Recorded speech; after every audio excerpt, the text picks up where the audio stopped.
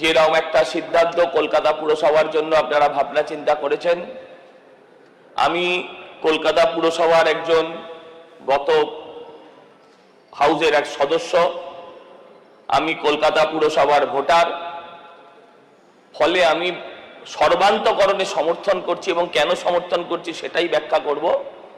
সকলে এখানে বললেন পপুলেশন পপুলেশন পপুলেশন, আমার ডান দিকে কোনাকুনি ছোট হয়ে যাওয়া জায়গায় যারা আছেন তারা বেশিরভাগই হঠাৎ মানে অত্যধিক পপুলেশনের জায়গাগুলোকেই শুধু চিহ্নিত করেছেন, যার মধ্যে আমাদের প্রাক্তন মেয়রও আছেন। তিনি জানেন যে পুরসভা একটা কমপ্লিট সার্ভিস ইন্ডাস্ট্রি, শুধু পপুলেশন এখানে বিষয় নয়, এখানে বিষয়টা হচ্ছে এক একটা ওয়ার্ড দৈর্ঘ্যে প্রস্থে দেখা যাচ্ছে এক একটা বিধানসভার সমান, তার পপুলেশনটা সেকেন্ডারি।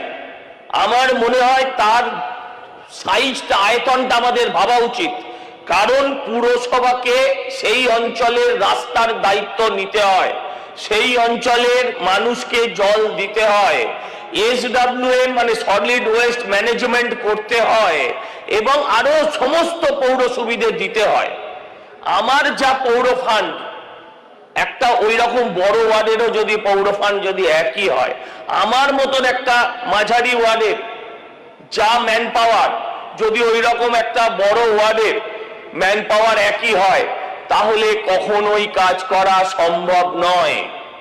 তাই শুধু পপুলেশন ডেনসিটি না দেখে এই সরকার যেভাবে অত্যন্ত দায়িত্বশীলতার সঙ্গে দায়িত্বশীলভাবে তার এরিয়া পর্যালোচনা করে এই সংখ্যাকে বাড়িয়েছেন, তার জন্য আমি তাকে ধন্যবাদ জানাই। সঙ্গে সঙ্গে আমি এটাও বলবো, গত পুরসভায় আমরা বারবার দাবি করেছিলাম যে 30,000-এর বেশি শূন্য পদ আছে। আমি বিশ্বাস রাখি, আমার দাবি করার প্রয়োজন নেই, মাননীয় মুখ্যমন্ত্রী এবং মাননীয় পৌরমন্ত্রী তারা শুধু ডিলিমিটেশন করেই থামবেন না, এই খালি পদগুলো পূরণ করতে হবে, তবেই প্রপারলি মানুষ সার্ভিস পাবে। আরেকটা কথা বলি, আমি একটু আগে হাওড়ার ক্ষেত্রে আমি শুনছিলাম তৎকালীন পৌরমন্ত্রী যিনি ছিলেন, বর্তমানে এই সভার সদস্য মাননীয় জনাব ফিরহাদ হাকিম সাহেব বলছিলেন যে হাওড়ায় যিনি রথীন বাবু ছিলেন তার কারণে এতদিন দেরি হয়ে গেছে। রথীন বাবু আজকে আমাদের দলের সদস্য, যখন করেছিলেন অন্য দলের সদস্য ছিলেন, এসব বললেন। আমি বিশ্বাস করি রথীন বাবু একা করতে পারেন না। স্যার আপনার নাম নিয়ে কোনো সরি স্যার, আমি জানি না, নতুন মাফ করে দেবেন। কিন্তু স্যার আমি আপনাকে প্রশ্ন করি, আপনি কলকাতার মানুষকে 6 মাস ভোগাচ্ছেন কেন? আপনার পুরসভার মেয়াদ তো এখনো ছিল, আপনি পুরসভা থেকে পালালেন কেন? সেই প্রশ্নের উত্তর এই সদনকে দিতে হবে।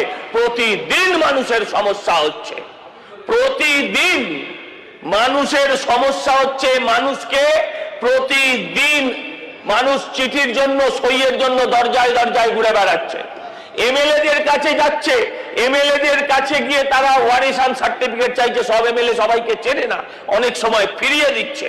তাই স্যার আমি অনুরোধ করব, এই ডিলিমিটেশন বিলকে আজকেই পাস হোক এবং যত শীঘ্র সম্ভব নির্বাচন করে সেই নির্বাচনের মধ্যে দিয়ে আবার একটা নতুন পৌর বোর্ড গঠন হোক।